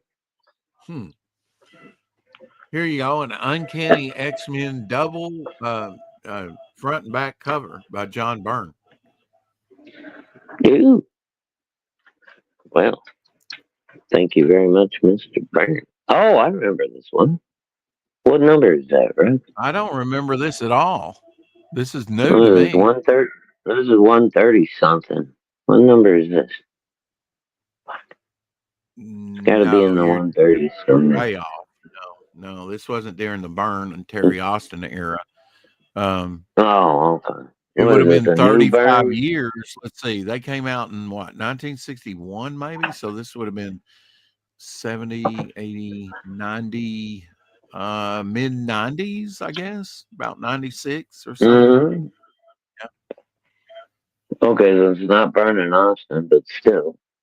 Yeah, I mean, this was like what? And it would have been like maybe in the 300s, 270s, something like that. I wish you gave me the number. When did they hit 300? I think it was like in the 90s. Probably. Probably. I used to know all this shit like the back of my hand, dude. And it's like, I've been out of Marvel and DC Comics for so long, I don't remember all the details anymore. Right. Here you go. Here's your Gamera from 1965. Gamera's always been a friend of the children. Oh, except for those barbecued ones right there. Oh my. Yeah, that's not a good look. That's unfortunate that orphanage was right there. Oh my. I know, right? Yeah, the screaming and the jumping out of windows. It just wasn't. It's horrible. I'm sorry. My twisted sense of humor. Sorry, people. Here's one you might like. It almost looks like animated at the very beginning. All right, here we go. Animatronics. Ooh, God damn! I just stepped outside to smoke a cigarette. I can't even take more than 3 drags. It's so cold. Coming back in, people. Oh, it's like walking into a warm cocoon. Back into the womb. Frankenstein. The two most Dracula Frankenstein. Holy shit. double program. Dracula. Frankenstein. Wow. I don't think I've ever seen that before. All right, I got one for you. Have you ever seen? It was, I think, a late '60s, early '70s movie. See, Eric. And it was Dracula versus Frankenstein. It was in color. It had that one really famous little midget guy in there as the sidekick, the one with the dark hair and the beard. He's been like in 100 different horror movies. Dracula had this ring that he could shoot like lightning out of and shit. It was fucking crazy. He was going to use Frankenstein's monster for some kind of plan, but then the monster got out of his control, and they get into a giant fight. And Frankenstein grabs Dracula's arm and rips it off, and starts beating him with his fucking amazing. Yeah. It's such a fucking cool movie. And I always used to see it like on Saturday morning fucking horror marathons, you know. I can I haven't imagine. seen God I can 35, imagine 40 you years. getting But, excited on the sofa saying, "Hit him again! Hit him again!"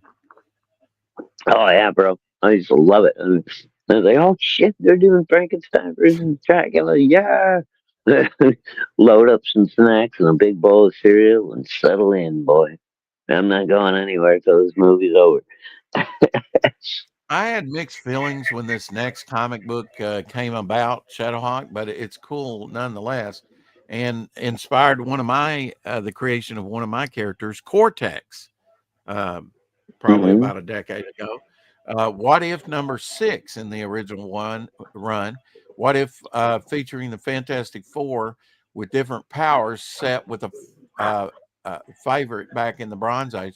I always wanted to see Dragonfly, Mandroid, Ultra Woman, and Big Brain make into the mainstream 616 for a spell. Yeah, that's what back in the Bronze Age says. Yeah, that would be pretty cool. So here's the cover there where they're fighting each other. And it Oh, let me blow this up and look at it. we've talked about this before. This issue Oh inspired yeah. We've looked at this one. Okay. not only Cortex, but just the the explanation like Ben Grimm liked to fly, so he has those dragonfly wings, and Johnny kind of becomes like a There. cyborg, partially mechanical, because he likes race cars and different things, and Yeah, um, he's into like mechanics and cars. and Reed Richards because this becomes this big brain, literally, because he's all kind of cerebral, right? And also, Sue Richards, she got kind of Mr. Fantastic stretching powers because she had to be kind of flexible around Reed and everybody else. So they gave you an explanation of why the new powers. Right. Which is actually kind of cool for Sue. I like. Um, but at the same time, that drops her down from like Omega level where she was, because You're right. her powers are way more restricted as stretchy girl. Well, really, this was a weaker team, really, because really Ben Grimm only had flight with his dragon wings, and uh, Johnny was kind of like Colossus in a way, but a weaker version of Colossus. It really was a weaker team as far as power was concerned. But Right. Well, I'm I think, assuming Ben still had some kind of enhanced strength, at least a little bit, right? well, at the end, the big brain, right? Reed Richards, kind of an accident or whatever, he winds up in Doctor Doom's body. So I guess Sue's going to have to put up with his disfigured face. Yeah. Kind of And a screwed up. metal Think peen. about it. No, I But don't. I mean, maybe she might like the metal peen. You don't have to worry about it getting soft. but if it persists over 4 hours, call a physician. What No, they all that one is made out of armor. Right? Yeah. Oh, okay. All right. Jimmy Craig, who did, EC Comics back in the day, drew this with pretty cool stuff, though. Pretty cool story. There's Johnny turning into the sort of organic armor. They're still got the same riff on things, except Johnny's the one that's kind of going on the rampage instead of the Thing. And Sue has to stretch around him instead of Reed stretching around Ben. But yeah, Right. at least Reed Richard by the end of it got a body to inhabit instead of just being this big brain. Just being like a floating brain. Yeah. Yeah, that's probably a good thing. Just for visual aesthetics. You don't want to be looking at a floating brain all the time.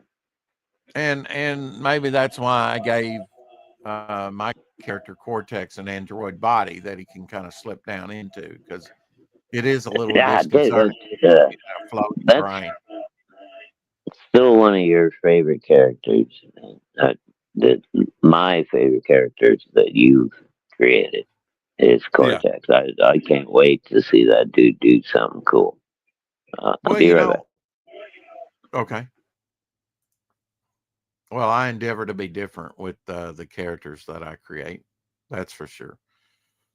Anybody can do sort of tried and true. I mean,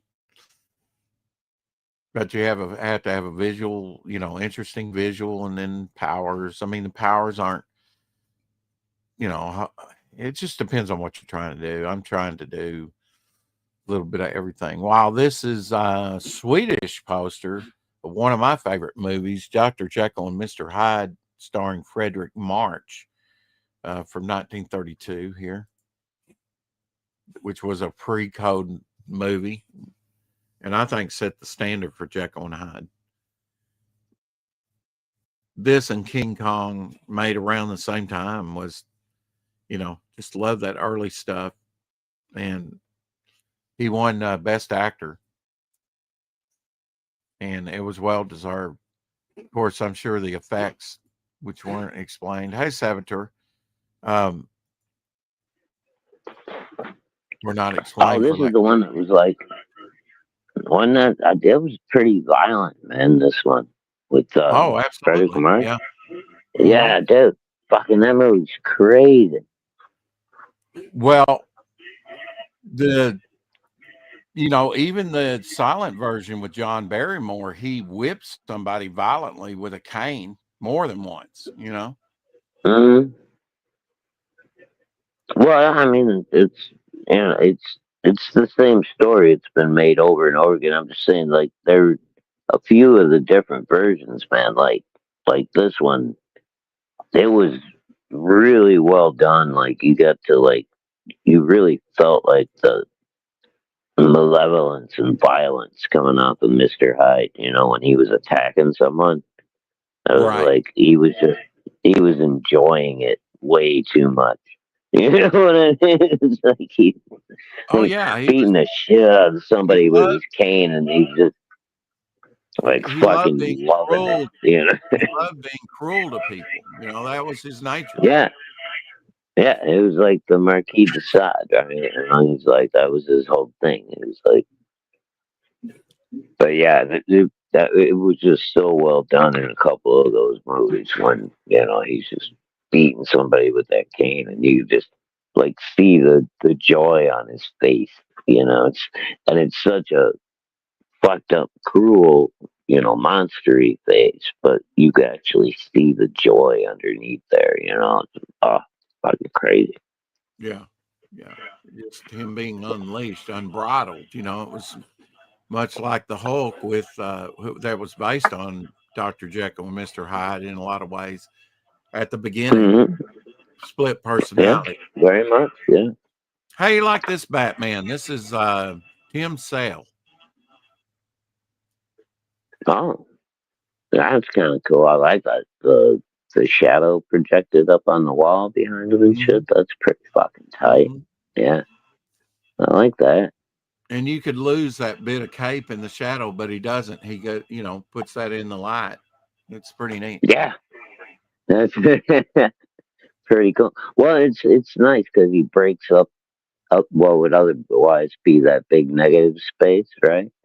So he uses the cape to actually Right. break that up just a little Hmm. bit. And have the shadow Nice. of the little Wow. tendril going up against the wall That's too. Yeah, that's really good layout work. Uh, Is this wow. Batman with the shredded cape? Because it's kind of shredded to even Yeah, have it's like kind of. this. Yeah. I was just gonna say his cape is a little more Spawn like on this. Yeah, You know, exactly. Yeah. because I like, don't well, we were talking. What was that yesterday when we were going through the Aparo stuff? His cape was so much more simple, but yes. it always had that same kind of swooping that like I don't know. It's the way he did it was as simple as it was still very cool. I always knew Aparo by the towel and the cape. You know, I could always tell. I was like, "Oh, it's my boy." Like, Well, he kept a lot of the body, as we discussed, in shadow. Yeah, he would use a lot of where the cape would negative space out his chest, and you might see a little bit of his legs, maybe some of the utility belt, and the symbol on the chest, peeking out into the light, but the rest of it was kind of in shadow. Pretty cool stuff. Gorgo. Go, I yeah! need to find Gorgo and watch it.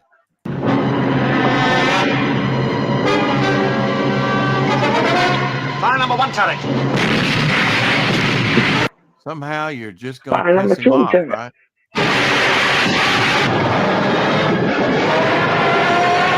Yeah, run away. And this is I just just baby like Gorgo. I just like baby Gorgo's mitts. They're all claws, Yeah, he needs to go see what do you call him? One of those fingernail specialists and get himself a manicure. Manicure, yeah. Uh-huh. Hail Saboteur. I just love it. Like they're freaking out about Gorgo the whole movie, and then at the end, fucking his mama pops up and she's like, "Bitch, you fucking with my baby?" Everybody's like, "Oh, fuck." That's the best twist in kaiju movies. Check out this British museum in the 1960s, Shadowhawk.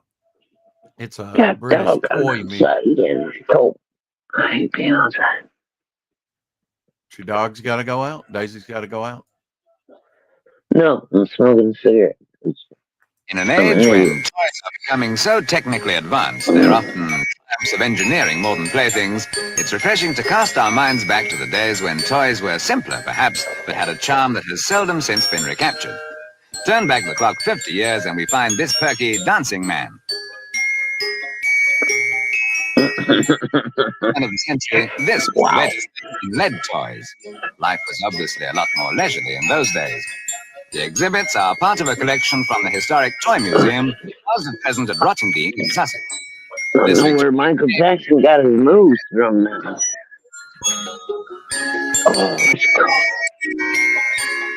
One of the aims of the museum committee is to preserve some of the treasures from our childhood heritage, although many of the exhibits come from abroad. This, for example, comes from Sweden, while from the Russia of 1870 came this hair-raising novelty.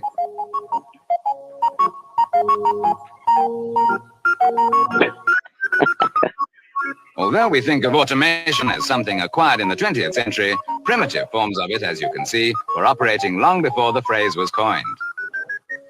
In contrast is the miniature tool set made by Lewis Carroll, the author of Alice in Wonderland, for his sister. Wow.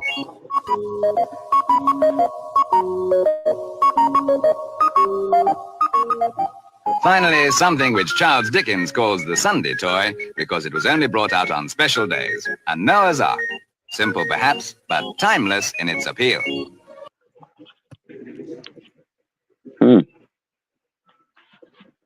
Yeah, toys used to be toys used to be a mechanical genius. I mean, for some of those wind-up toys and stuff, mechanisms. That dancing man, dude, I see where Michael Jackson stole all of his moves from. That's pretty fucking wild.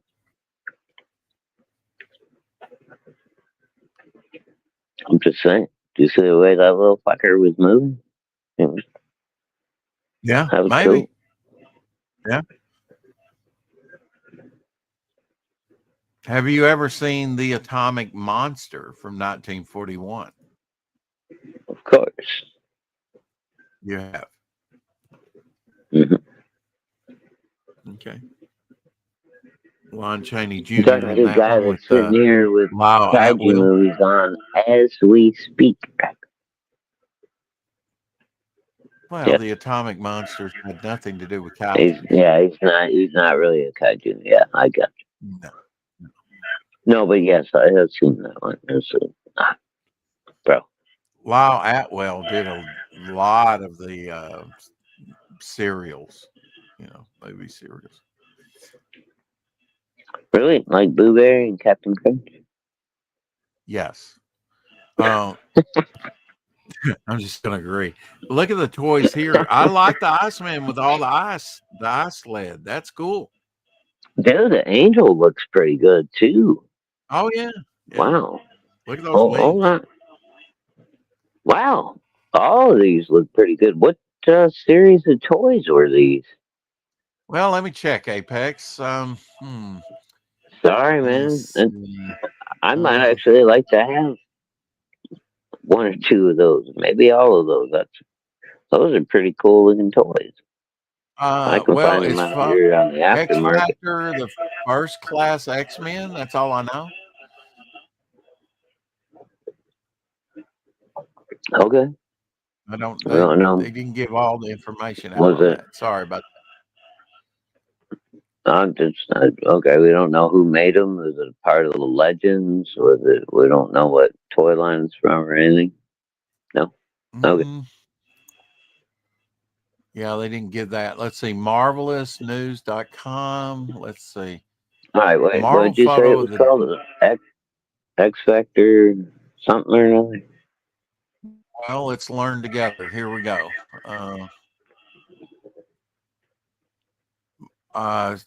Awesome toy photography for some of the hottest photographers on the internet today. We are spotlighting a photo titled X Factor. What is this? Get out of the way. Or promise follow Instagram. Let them know you think of the work. Comment. Okay. Oh! I get it now. Okay, it's not an actual toy line. It's somebody that like Maybe gets Days of toys. Future Past. Well, No, then it's somebody that collects figures and then poses them, puts pictures, poses them and then right. Yeah. photoshops them a little bit. Okay, so that's not like an actual line of toys. I was like, holy fuck, dude! I went like that beast looks amazing. That angel looks fucking Yeah, but I awesome. mean, That Iceman is somebody had cool. to make these figures at some Well, point for the that's what I'm photographer. saying. Huh? They're figures from some line, but it's Yeah. not like it was like it's somebody that is using their own action figures, posing them, doing Uh-huh. some artistic stuff with it and shit like that, Right. which Yeah. Oh, I'd like to very know cool. who produced Amazing. those too, because they do. They look nice. Dude, that angel is great. I love his wings, the costume. I'd love to have that in my toy collection. That's fucking sweet.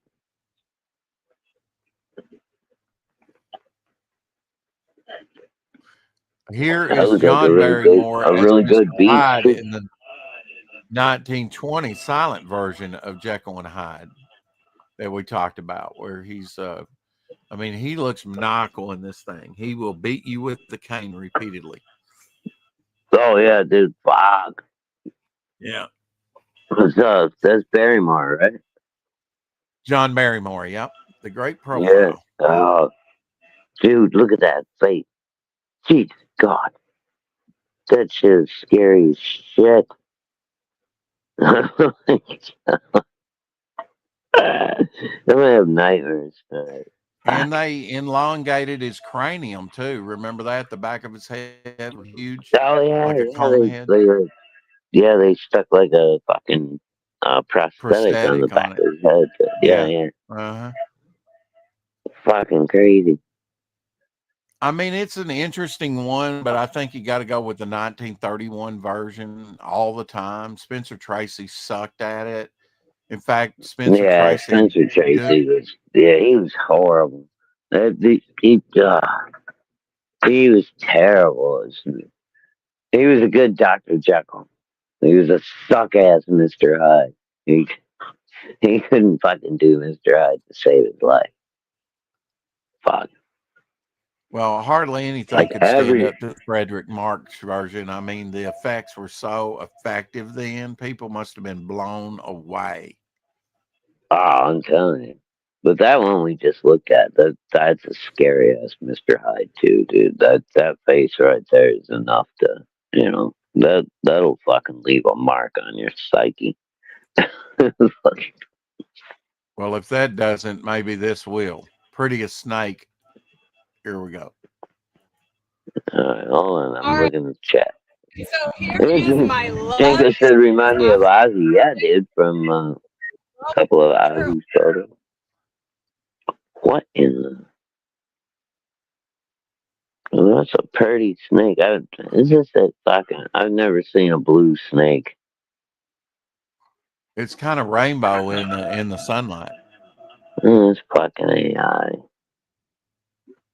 Oh. Bro, you gotta question everything these days. Okay. I've never seen a snake with that kind of coloration before, and I've raised snakes. I had fucking pythons as pets. I know you like to just snake shadow. He thinks everything's there. I've never seen a snake that fucking color. And usually, if snakes have blue or purple or fucking anything like that, then they're poisonous. They're not fucking constrictors.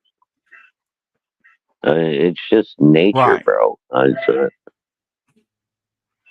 not trying to be an asshole and go, it's AI, but sorry, but it obviously, I've been around for nearly 60 years. I'm a fucking snake fan for 50 out of those 60. And I've never seen a fucking blue snake. One that wasn't poisonous. Okay. Okay. I did not know this existed. Bruce Lee and Muhammad Ali. I'm going to do the 1-inch punch. Wait, I think it's AI. Ready? Always. Quick one. No, it's not. Good You slip. move like smoke, man. You're fast yourself. Try this. Almost. Not bad for a big guy, huh? Not bad at all.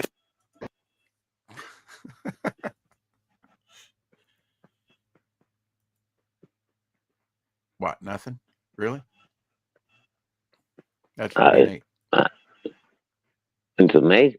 I've seen it 1,000 times. I'm not going to argue. Have you really? About that. I have never seen that. Oh, dude. Have you ever seen Bruce Lee do his 1-inch punch? Oh, I yes. thought you were Knock you back about 6 foot. Yeah. Yeah. Yeah. He does that with Muhammad at one point during that video.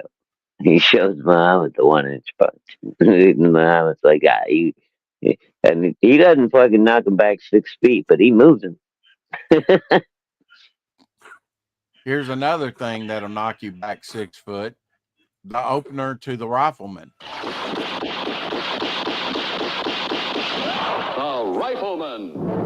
The Rifleman. I forget. They counted how many times he fired here. It's amazing. I think it's 7. Rifleman. That was more than 7. No. That was way more than 7. Yeah. That was of course, like maybe you're kind of 11. limited to what you one can more put in the time. magazine, right? Yeah, right. Go back. One more time. It might have been 11. Go back. All right, here we go.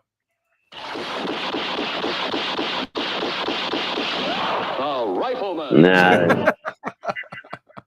that time it was too choppy to even try to count. Sorry. Okay.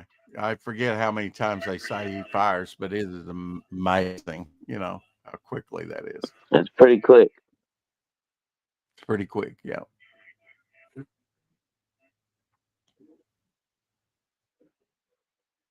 So what are you gonna do for supper tonight? Back in the tuna? Back when I was a kid. I don't know. I'm gonna see what Mom wants to do, and she just went to take a shower and stuff. She just got home a little while ago. I had me a nice chunky fillet of tuna. It's gonna hold me over for a little while. I'll probably have some kind of snack or something later. I don't know. But we'll be doing the official review tomorrow. Tomorrow. We'll start the day tomorrow with a smile for you. I don't. All right, everyone. It's that time again. It What are is you that doing time later, again, Rex? isn't it? You gonna do a draw stream or something? No. Oh hell, Got I anywhere you gotta be? pretty much Elsie would do a draw stream every night, and if I had one, it's not so easy to do that night after night after night. I don't know. Elsie's a Is my machine, best. brother.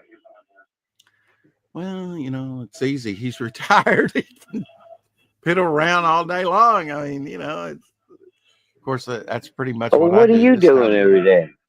day? Well, Just yard say, work, motherfucker. things that need to be done. All right. Yeah, Rex is out in the yard for 8 hours today, folks. He's just out there plowing the fields. Why not? It's 55 out there, It's not drinking grain. not like it's -9 or picking some cotton. not the season. Don't believe him. It's all AI. Right. Get